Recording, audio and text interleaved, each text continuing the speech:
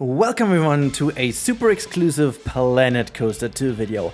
I actually had the chance to play this for over 1.5 hours and I'll give you an all-in-one overview of this playtest. So first things first, I was able to play a brand new career mode, and this one was very interesting because you literally had two separate areas in which you could build, and there are the typical things you could expect from a scenario. Yes, we are going to talk about switch tracks, you impatient coaster nerds. But first of all, let's open up with a little look at the graphics of this scenario. This was potentially one of the most fleshed out maps that we have seen in this demo, and it looked absolutely fantastic, as you can see on screen. Really absolutely gorgeous, the colors are great, it felt a lot more different than what you've seen, and you can really tell this from this little screenshot over here.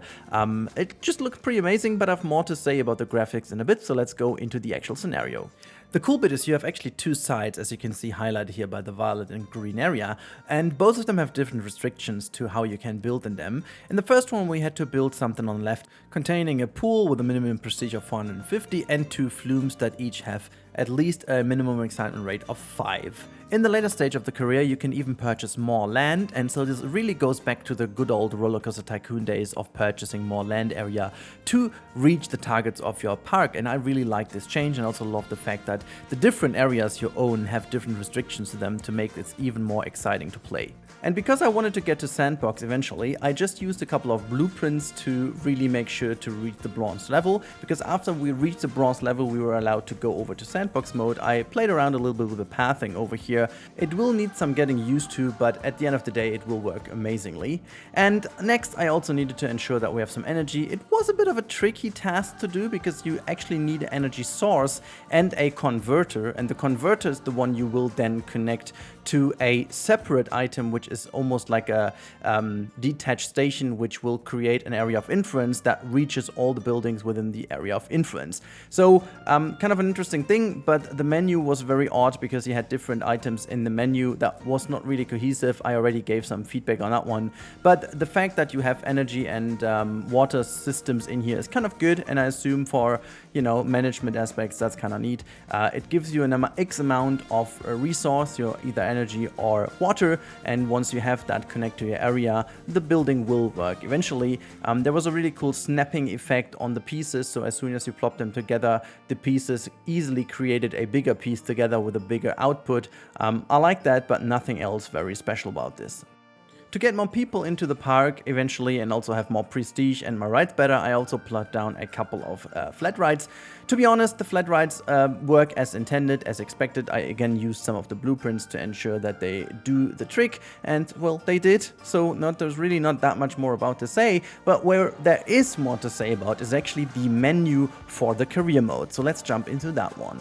Because the park management overview is actually pretty decent, as you can see over here. You have the very expected overviews, you have a pretty nice research tree, everything is a lot more organized and a lot more big and meaningful, which I really liked. You have different tabs for research, and you also have the option, as I will show you in a second, to edit some of the custom offers. You can even change the name of the product, and of course in future career modes you will also be able to change the price accordingly. So that is a very nice touch that you finally have the chance to do these kind of things. And speaking of things, there is a brand new thing over here, and that is a scheduler for your staff, which honestly is one of the coolest implementations, which is down to the fact that the whole game is now in a full day cycle, which means you have more busy times during the day, and you can also make sure that all of your staff members are having a good schedule to not be in the break or at a location at the same time, because that's an issue we certainly had in Planet Coaster and Planet Zoo,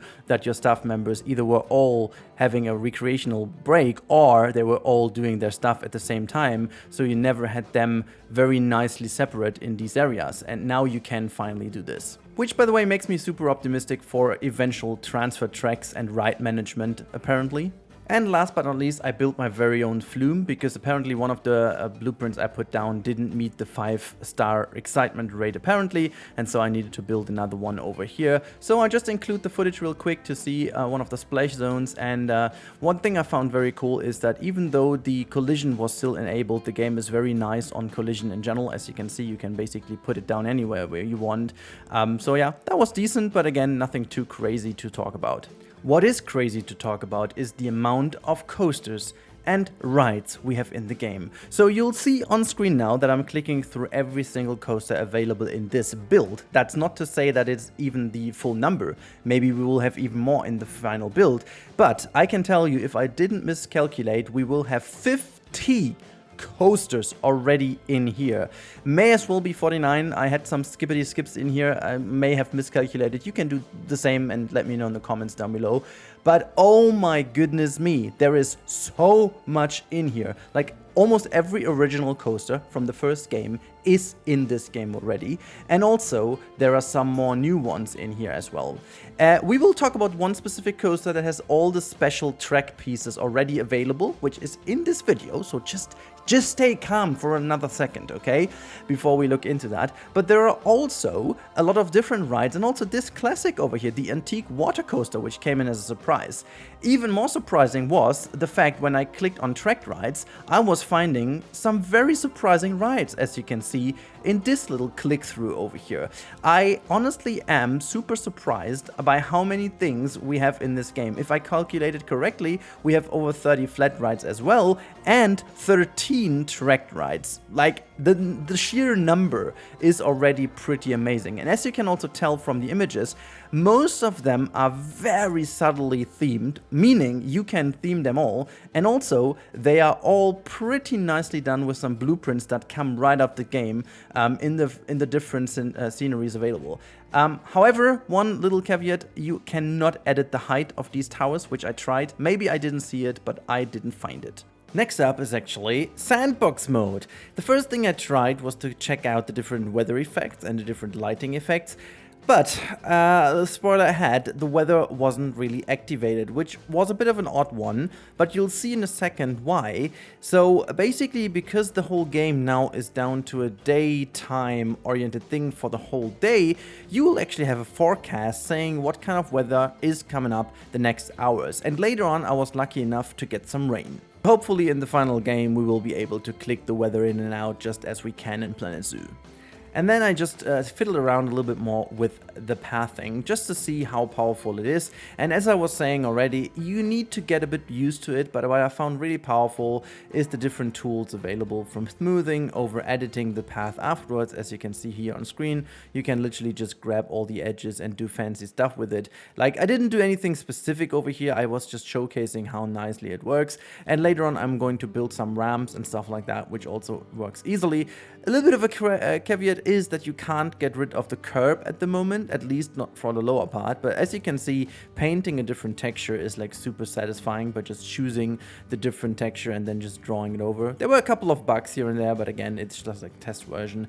But assuming that this all works fine in the end, you can see how much quicker and more powerful that is, and you can also just easily draw over what you've already done. So I was really getting super quickly into it after a while, and then I was starting to check out some rides. I decided to go for this sit-down powered transport ride, just to have a transport ride on screen and build one. It wasn't in particular anything special, as you can see over here. I was just like clicking it down because at this point in time I still had that very odd belief that I was able to build like a nice little entrance area. Trust me, in a couple of seconds after I've built this thing, I realized there is no way I'm gonna do this, and I just started spamming some coasters and trying to figure out a couple of other things. So you must wait for some actual serious builds in the future. No matter that, I have still tried to get a bit into the building system, which we're going to talk in a bit. However, let me just quickly take this second to tell you about stations. I genuinely believe they are fake. Like, the whole tab about stations seems fishy to me. The one thing you have in there are the 4 different entrance types, both left, both right, and then left, right, right, left. Why would you have a separate tab for that? And there was this odd note on screen that you can only place stations next to another active station, which didn't really work out. So honestly, I do believe there is something coming in the future that they don't want to show right now. And it wouldn't be a proper Rudy video if we were not to talk about building, a lot about building. And frankly enough, this may be the most negative part of the video. Don't get me wrong, the pieces are amazing. I don't, have a full roster of all the pieces, but trust me if I tell you they are mega versatile. Frontier learned their lessons. They're all flexicolor and stuff like that. The gizmo is fixed, as you can see on screen right now, but hold on. There is a huge problem with building. They completely overhauled the way how the UI works, and it was absolutely annoying to build. You'll notice that whenever I put down a piece, the menu will disappear.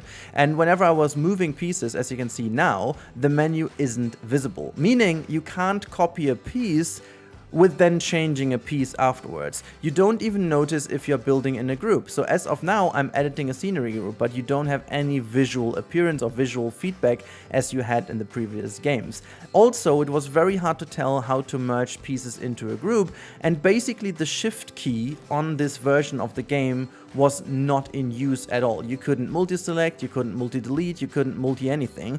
You always had to use the multi-select button first. So it was a little bit of an odd one, and I must say, even though it is still very powerful, the scaling is great, the pieces are great, I'm feeling a little bit worried about the UI, and so this is why I handed over a 4-page long feedback about UI to Frontier that they are gladly looking into. And I want to leave you with that. Hopefully they'll take that into account and fix these issues, because they are just minor UI issues, but they have to be fixed. What's great though is that there are a lot of great pieces in. For example, this flexi font, I want to call it. There is literally a font in the game that is an actual 3D font. It's not like a 2D texture, and you can edit this one and type in whatever you want. I typed in "this is a tree," and you can flexi-color it with an outline and the actual color, which honestly is pretty great. And there are a lot of these amazing pieces in this game, which I can't praise Frontier enough for even more listening to us. A little zoomy into the menu shows how many things we have in here, so you can see presumably there are billboards again and some other signs. We also have toilet signs and so on, very nicely organized, and what seems to be scalable signs or custom owned fonts. Really nice touch here, and you can also see that the menu is kind of filled with a lot of stuff already, so that's gonna be a very filled game already. More about that though in a later part of this video. Now it's time for a bit of housekeeping. Coasters will have an optional safety net tool, as you can see over here. There are 3 wonderful pre-order bonus rides, which are great. We have our first look at a person who got a sunburn. Doesn't look very nice though. And last but not least, here's a look at a switch track. We're going to look at that in action though. Before we do so, we are actually going to build a mine train coaster. Why? Well, because I was looking forward to this coaster the most, because I absolutely am in love with Big Thunder Mountain, and I just wanted to test building a coaster. So this one is going to be a absolutely shabby coaster, and I was just quickly trying to build one to get a little bit of a feeling of the coaster, because I neglected that a little bit at Gamescom, and I knew that this will be a little bit of a more fledged out version of it. And you can see already by the building, it actually went a lot more smooth than it used to be. You don't need to have a 4-meter method anymore to get some decent shaping in, and honestly, it felt super easy to really change certain things later on. Really loved building it. Unfortunately though, there was no special piece in the coaster, such as a switch track or a drop track or whatever, and I was at least expecting a switch track to be in, because that's very common on mine train coasters, but none of that was in, so we have to wait for a bit of a different footage later in this video. Teasing, I know, but just you wait, it's gonna be worth it. Because next up, something people have been dying for too, and that is pitch black interiors. And come on, I'm just not going to wait any longer. It is working. It's confirmed. I did do a test in here, and it didn't really work out fully, but hold on to your little buds. It is confirmed.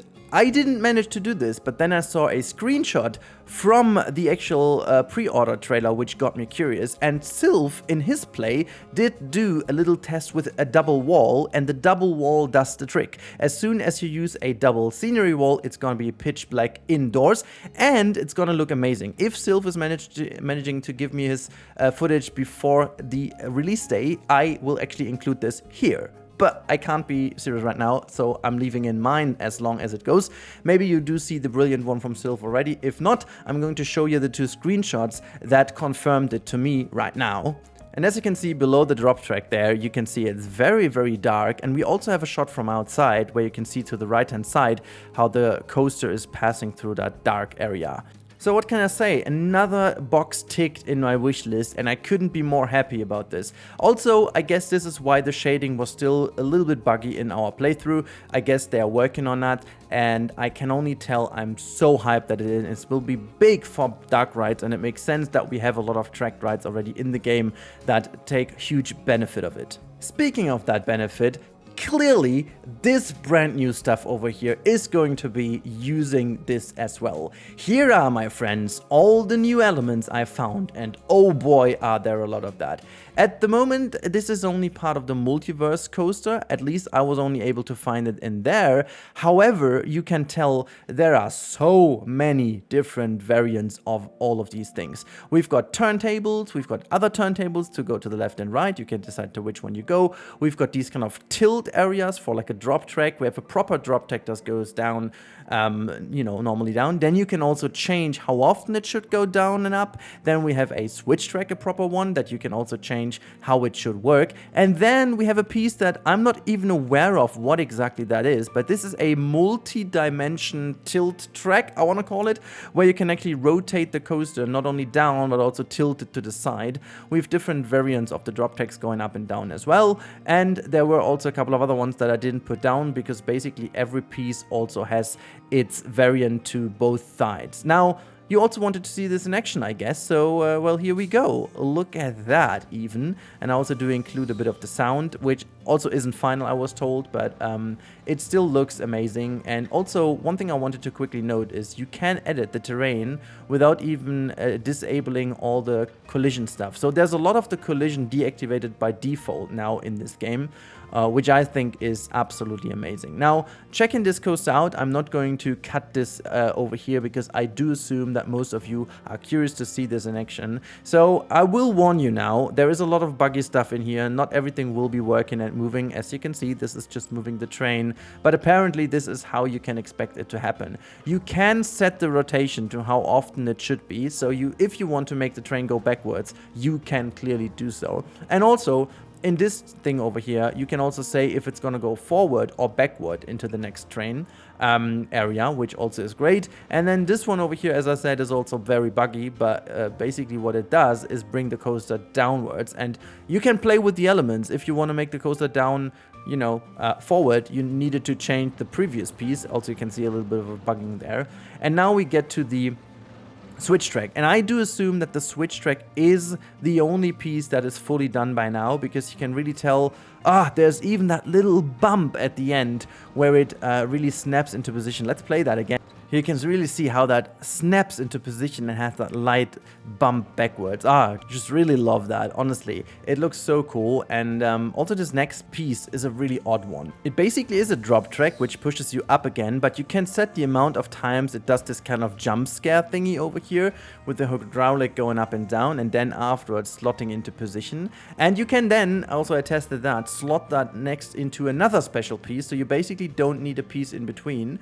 And then this is, as I said, this kind of very multi-dimension, weird, wobbly thing. And again, you can set the motion like the way you want it to, which it does have a fixed end, but in between you can do whatever you want. And all these pieces obviously have full control over how much it should break into it, how much it should be released, with how much speed it's going to be released, and so on and so forth. So really powerful. I was blown away by that. Now we only need to hope that Frontier is giving us access to these pieces in as many coaster types as realistically possible, because that would be amazing.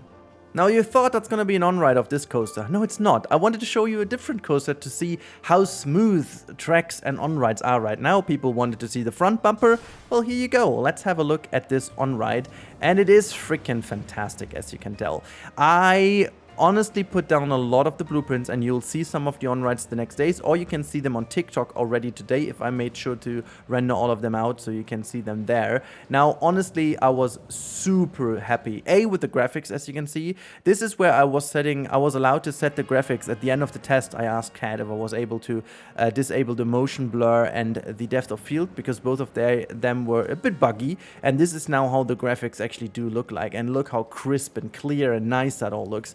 and the on-ride is just really, really damn impressive. And honestly, this is like a prefab coaster, but it's already so smooth as basically Frontier never was able to do so. Well, and here we go. Last but not least, here you can see the on-ride of the multi-dimension coaster. I have a couple of chosen pieces here to show you how it looks on ride. It's nothing too special because, you know, I literally just plopped all these pieces down and you can now see how this is in action. And you also see it's raining. Well, this is what I was just saying. Rain is there, but it is still buggy. It is confirmed. It's not a final shading or shader. You can see there is rain building up on the ground, but the ground textures and stuff are not final. But you can tell there is rain in the game, confirmation, but it's not how it looks finally, which I'm happy with because it didn't necessarily look too good. But what is actually looking too good is this game, because that's my conclusion of this playtest. I was very worried about this game a couple months ago, and I was really not seeing Frontier going for all the content from the first game maybe, but oh my god, am I differently looking at this game right now. This playtest was in many, if not most parts, absolutely amazing. They have nailed almost everything we have asked for. There are so many coaster types in the game, almost every single one from the first game, including all the DLC types. There are so many flat rides in this game that all have its unique style, but they're not themed, so they can all literally be themed. The blueprints available already in-game are really great, and amongst the best blueprints I've ever seen done by Frontier, which, if you know Frontier, is a good praise, because some of their blueprints in the first game have been, well, let's call them mediocre, shall we? And overall, the game, what it delivers with the pools, with the coasters and stuff, people were worried that they go short on coasters. They don't. Okay, they've improved so many things. The builder is improved. So many special elements we've have been able to look at right now. We've got pitch black interiors. The lighting looks a tremendous amount better. The overall graphics look great now as I had time to play, and especially in this scenario you could see how good it looked. The only thing that leaves me worried, and I have to speak it out loud, is the menu, which overall feels built for console, and that is making me worried a bit. Don't get me wrong, it is playable and you will get used to it. That's not the question. It's not like a complete deal breaker for me, but it means completely changing your workflow, and I'm not sure if I'm willing to, because there is no need for that. You can literally change a couple of things to make it a lot more useful on the PC version. Yeah, well, this is the only thing I'm a little bit worried about. Other than that, I am really happy. And if you want to have some more deep dives on all the topics, I will have more videos specifically on this coaster we are building on screen right now, or on the pitch black interiors, and we are also going to talk about the new management in detail, because that was maybe a little bit too quick and too condensed for some people. That's it, guys, for this video. I really hope you liked it, and if you did like it, as always, please consider subscribing if you haven't already. I'll be covering a lot and everything about this game, as well as other simulation games, as you can imagine. And also, if you want to like the video, you can surely do so, because that helps me grow, and maybe, just maybe, we are going to get these 100k this year. Thanks a lot. This game is on track. Sorry, pun intended. And I can't wait to show you more. Make sure to keep an eye on the channel. There's more to come. Have a wonderful day, and thank you so much. Goodbye.